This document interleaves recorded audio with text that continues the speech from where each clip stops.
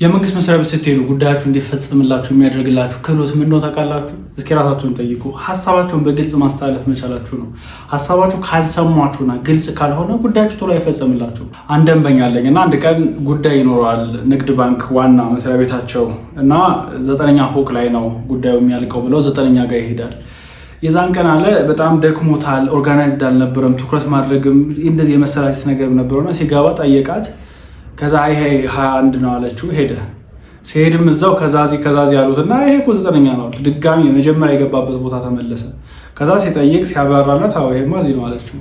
ጊዜውን አባክኖ ድካም ኢፈርት ሁሉ የጨመረበት ሀሳቡን መጀመሪያ እንደገባ የሚፈልገውን ነገር ክሊር በሆነ መንገድ እሷ ልትረዳው የምትችልበት መንገድ መግለጽ ስላልቻለ ነበረ።